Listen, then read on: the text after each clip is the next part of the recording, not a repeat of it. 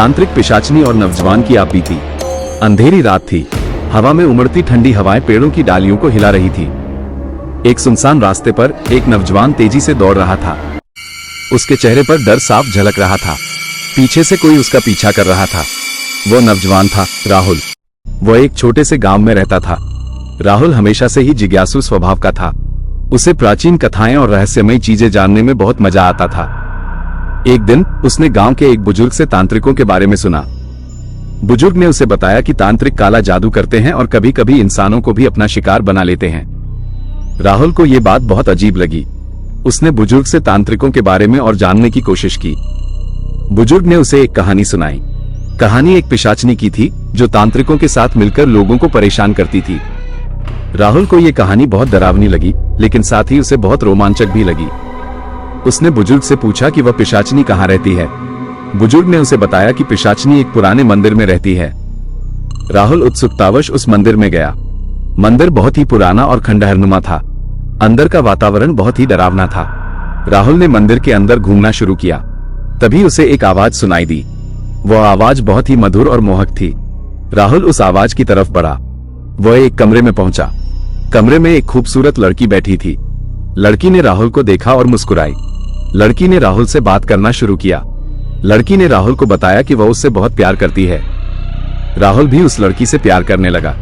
दोनों रोज मिलने लगे, लेकिन कुछ दिनों बाद राहुल को लगा कि कुछ गड़बड़ है।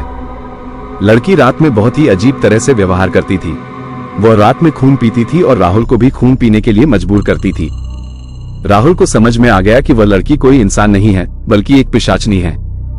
राहुल डर गया और वह उस लड़की से दूर भागने लगा, लेकिन पिशाचनी ने राहुल को पकड़ लिया। पिशाचनी ने राहुल को बताया कि वह अब कभी राहुल को जाने नहीं देगी। राहुल ने बहुत कोशिश की, लेकिन वह पिशाचनी से नहीं बच पाया।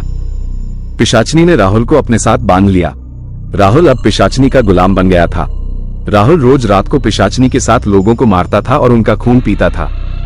राहुल को अपनी इस हालत पर बहुत पछतावा होता था, लेकिन वो कुछ नहीं कर सकता था। वो पिशाचनी की पकड़ से मुक्त नहीं हो पा रहा था। एक दिन राहुल को एक मौका मिला। पिशाचनी सो रही थी। राहुल ने पिशाचनी से एक चाकू छुपा लिया। राहुल ने सोचा कि वह इस चाकू से पिशाचनी को मार देगा, लेकिन जब राहुल ने चाकू पिशाचनी की तरफ बढ़ाया तो पिशाचनी जाग गई।